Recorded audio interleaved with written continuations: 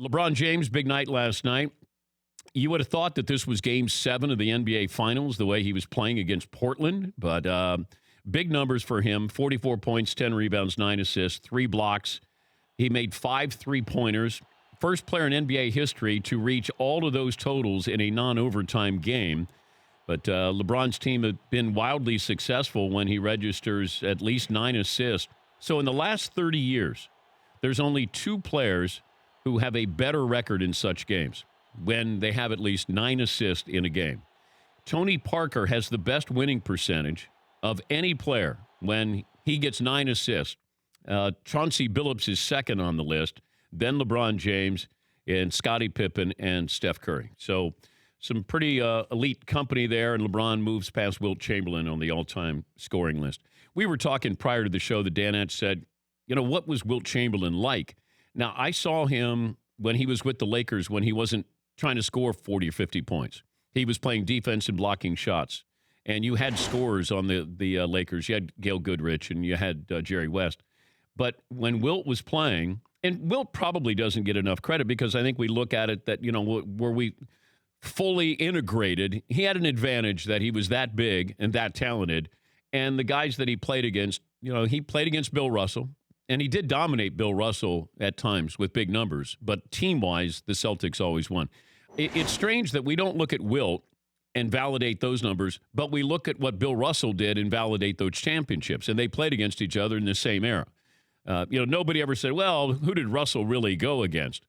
We do that with Wilt Chamberlain. Well, look at the centers that he went against, which is true, but he did go against, Lou Alcindor came in, Nate Thurman, you had Walt Bellamy. Like, you had some pretty good centers. Now, there were some pedestrians thrown in there as well. But now you look at these big guys and what they do. Wilt was so athletic. He was a great all-around athlete. But I think we look at Wilt Chamberlain and you go, no, okay. That's right. The guy scored 50. He averaged 50 in a season. Yes, McLevin. So I was looking at the all-time points list, and Kareem sits there number 1, and you say people underrate him too. Is that another case of 7-footer not getting respect? Heightism. I think if you had Wilt or you had Kareem and their prime was on TV, because when he was with the Bucks in the early 70s, Lou Alcindor, to me, is the most unstoppable player in basketball history.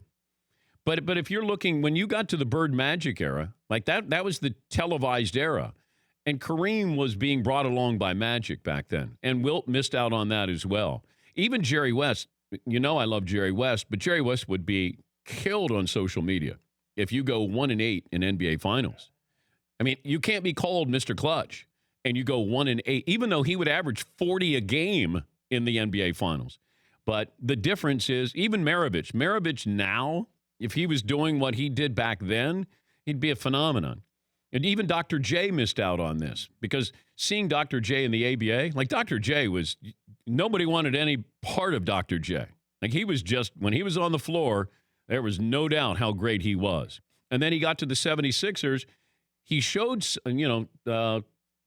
maybe signs of being great, but it was still, you had all those players on that team. And then they lost the NBA Finals to Bill Walton and the Trailblazers. So there's certain guys who missed out on the era of great. Oscar Robertson.